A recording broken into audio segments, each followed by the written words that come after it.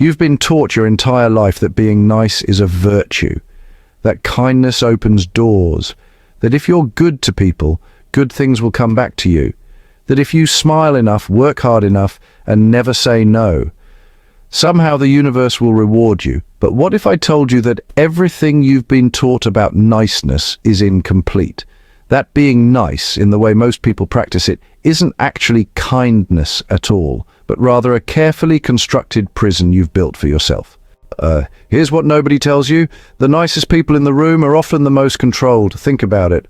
Right now, there's someone in your life, maybe it's you, who can't say no, who apologizes for things that aren't their fault, who absorbs other people's emotions like an emotional sponge, leaving nothing for themselves, who smiles while drowning, who agrees to things they hate because the thought of disappointing someone else feels worse than self-destruction. And you know what the people around them do? They take advantage. Not always intentionally, but systematically, because they've learned a fundamental rule. Nice people will break themselves before they break their image. By the end of this video, you're going to understand something that will reshape how you see power, relationships, and your own worth. But here's the thing. If you skip ahead, if you don't stay with me through every part of this, you're essentially taking half the medicine. You can't understand the full diagnosis if you only hear symptoms. You wouldn't trust a doctor who gave you half a prescription, right? This is the same. Every section builds on the last. If you're in a rush, turn up the speed to 1.5 times or 2 times, but don't skip, because what you're about to learn will change the way you navigate every relationship, every negotiation, every moment of your life. Let's begin. There's a concept in psychology called the nice guy syndrome, or what social researchers call excessive agreeableness. And what the data shows is both profound and tragic. People who score highest on agreeableness scales also report the highest levels of anxiety, depression, and feelings of being taken advantage of.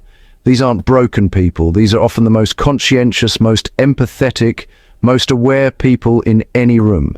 They're the ones who remember your birthday. They're the ones who will help you move at midnight. They're the ones who apologize even when they've done nothing wrong. And yet, they suffer more. Why?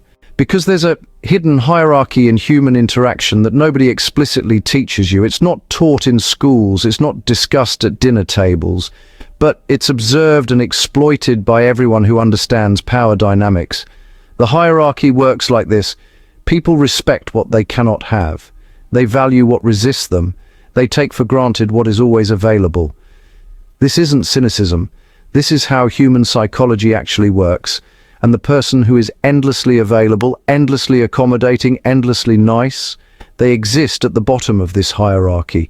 Now here's where this gets interesting. Being nice isn't the problem. Kindness isn't weakness. But the performance of niceness as a survival strategy, that is a vulnerability. And the people who understand this vulnerability, they exploit it without even thinking about it. Think about someone in your life right now, someone you'd describe as too nice. Notice how people treat them. Notice how easily their time gets consumed. Notice how often their needs get deprioritized. Notice how comfortable people are asking them for favors, but never offering them one first. If this resonates, you know exactly who I'm talking about. Maybe it's someone close to you. Maybe it's you. The power dynamic is invisible until you see it. Then it becomes impossible to unsee. And here's where it gets darker. These dynamics don't stay isolated to one relationship. They spread, they metastasize. Once you've established yourself as the nice one, every person around you subconsciously categorizes you as such. Your brain becomes the default solution to everyone else's problems. Your comfort becomes optional. Your time becomes infinite, until it isn't. Until one day, the nicest person in the room has a breakdown. They quit suddenly. They cut off contact without explanation, and everyone around them acts shocked, when in reality, they've been slowly suffocating someone for years. Let me tell you about Sarah. I'm changing the name, but her story is real. Composite, but real. Sarah grew up in a household where love was conditional on performance. Her mother struggled with depression, so young Sarah learned early that her job was to be the good one, the stable one, the one who never complained, never asked for anything, never caused trouble. This wasn't articulated as a rule. It was just absorbed through the texture of daily life. By high school, Sarah was the friend everyone called at 3 a.m. She was the one who stayed up helping people with homework. She was the one who listened to everyone's problems, but rarely shared her own. She was voted most likely to help others, not as a compliment she appreciated, but as a role she'd been assigned. In college, this pattern accelerated. Sarah would say yes to everything. Group project, Sarah would do most of the work. Friend needed to vent, Sarah's evening was gone. Someone needed a ride, Sarah's car was available. A study group needed a location, Sarah's apartment, obviously.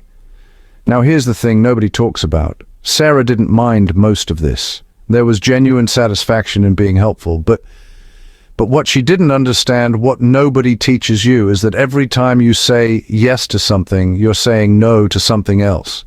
Every time you absorb someone else's crisis, you're choosing their emergency over your own peace. By senior year, Sarah was stretched so thin that she was operating on what I'd call psychological fumes. She was managing depression, anxiety, and had started having panic attacks. But she couldn't talk about it, because in her social ecosystem, she was the strong one. Admitting struggle would violate the role everyone had agreed she would play. Then came graduation, and suddenly, everyone scattered. The friends who'd relied on her had new jobs, new cities, new friend groups, and Sarah. Sarah was alone, but more than that, she was alone with the devastating realization that the entire relationship structure had been unidirectional. The people she'd sacrificed for didn't return the sacrifice, because they'd never learned to, because she'd trained them not to. This is what happens when niceness becomes a strategy rather than a virtue. It attracts the wrong people, it trains the right people wrong, and it leaves you spiritually bankrupt. And here's where it gets even more complex, Sarah then overcorrected. She became someone who couldn't trust anyone because she'd internalized that all relationships were transactional and one-sided. She became bitter. Not because kindness doesn't work, but because she'd never learned the most important rule of power and relationships. You teach people how to treat you. And, if you teach them you're endlessly available, endlessly forgiving, endlessly patient, they will believe it. They will build their entire relationship with you on that belief. And changing that dynamic later becomes, nearly impossible. Let's ground this in actual science, because this isn't just philosophy. There's real neurobiology here. When you consistently prioritize other people's needs over your own, your brain rewires itself. This is called neuroplasticity. You're literally training your neural pathways to recognize threats differently. Your amygdala, the threat detection system in your brain, starts treating your own needs as dangerous. Asserting boundaries feels like aggression. Saying no feels like cruelty. Protecting your own peace feels like selfishness. This is why nice people often feel guilty for things they didn't do, why they apologize reflexively, why they take on blame that doesn't belong to them. Their threat detection system has been miscalibrated, and the research on this is frankly damning.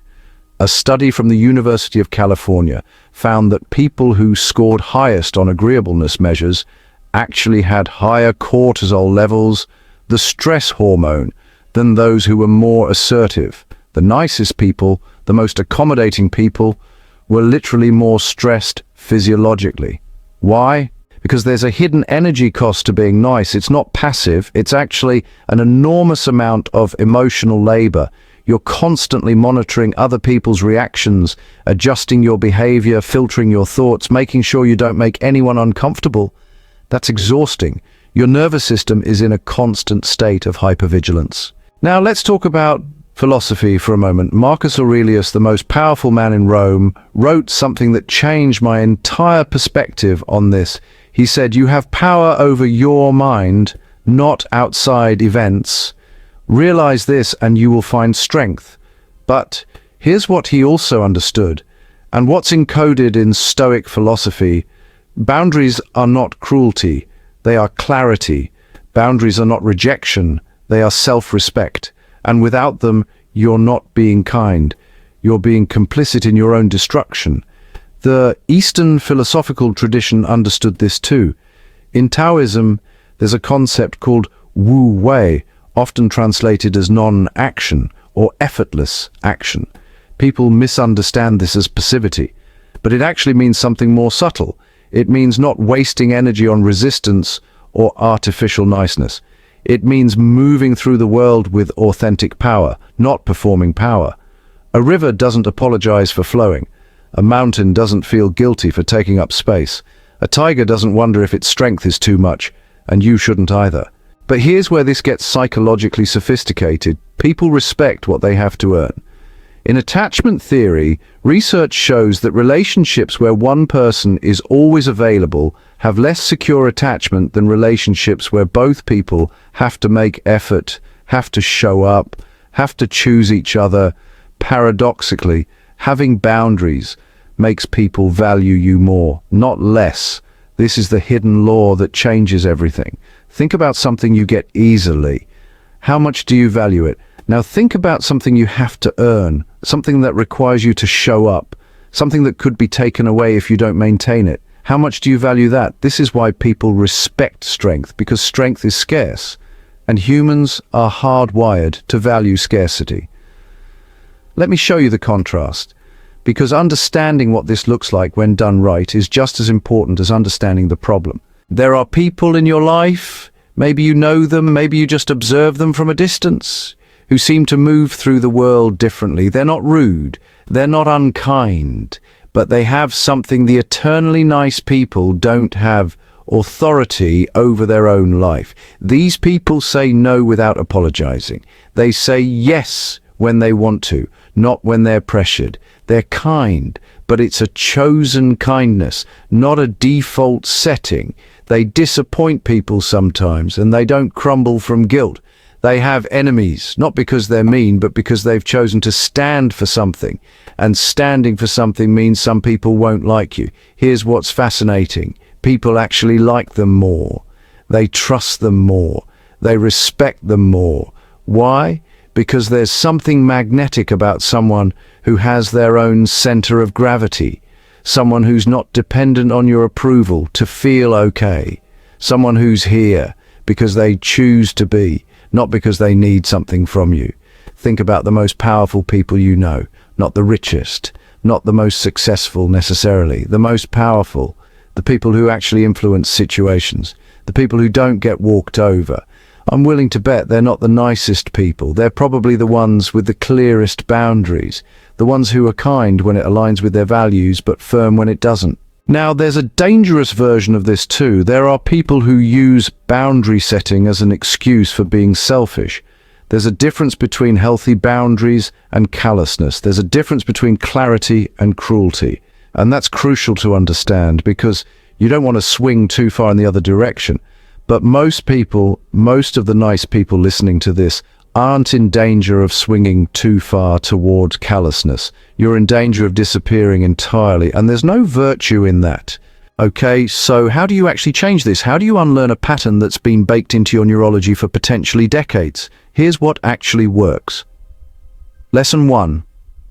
Understand that no is a complete sentence. This is where most people get stuck. They feel like if they say no, they need to explain, justify, offer alternatives. Soften the blow. Stop. A no is complete. No, I can't do. That is a full response. Everything else is you negotiating with yourself. Start small. The next time someone asks you for something you don't want to do, just practice saying, no, that doesn't work for me. Feel the discomfort. Yeah, that discomfort is your nervous system recalibrating. That's good. That means you're changing the pattern. Lesson 2. Distinguish between kindness and people-pleasing. Kindness is choosing to act in someone's best interest when it aligns with your values and your capacity. People-pleasing is acting in someone else's interest at the expense of your own well-being. These are not the same thing. Here's how to tell the difference. After you do it, do you feel good or do you feel resentful? If you feel resentful, that wasn't kindness, that was self-abandonment dressed up as virtue. Start paying attention to this distinction. Every single time you help someone, pause and ask yourself, Am I doing this because I genuinely want to, or because I'm afraid of what happens if I don't? Lesson 3. Reframe boundaries as an act of love. This one takes time, but it's transformative. Your family members, your friends, the people close to you, they don't actually benefit from you sacrificing yourself. They benefit from you being whole. They benefit from you modeling self-respect. They benefit from you teaching them that they're not allowed to treat you like a machine. When you set a boundary, you're not rejecting them. You're inviting them into a more honest relationship. You're saying, I respect you enough to tell you the truth about what I can give. Lesson 4. Practice strategic generosity. This might sound counterintuitive, but the antidote to people-pleasing isn't never helping anyone. It's being generous on your own terms. Choose one person this week, someone you genuinely care about, and do something for them without being asked, something that costs you something. Do it because you want to, not because you feel obligated. Feel the difference. This is what real kindness feels like. Then notice when you give from a place of choice, people don't take advantage of you. They appreciate it more. They're more likely to reciprocate because the energy is different. Lesson 5. Build your tolerance for disappointing others. Now, this is the most important one. Honestly, everything else really flows from this. The real barrier to changing this pattern isn't that you don't understand the problem. It's that, well, you have an extraordinarily low tolerance for disappointing people. You've built your entire identity around not causing that specific feeling in others. And so the work is you have to consciously, intentionally, deliberately disappoint people. Not to hurt them, of course, but to prove to yourself that you can survive it, that they can survive it too, that the relationship doesn't end just because you said no once. Start with low-stakes situations. Tell someone you can't make an event you would normally attend. Just watch what happens. The world doesn't end. They don't hate you. They might be disappointed, but that's not your responsibility to fix. Each time you disappoint someone and the relationship survives, you reprogram your nervous system. You're literally rewiring the threat detection system that's been telling you that other people's disappointment is a catastrophe you need to prevent. Lesson 6. Surround yourself with people who respect boundaries. And here's the final piece. Pay attention to who your friends are. Are they the kind of people who respect your boundaries, or are they the kind of people who push against them? Are they the kind of people who give back, or are they endlessly extracting? Because here's the truth that no one tells you: some people will only respect you if you force them to.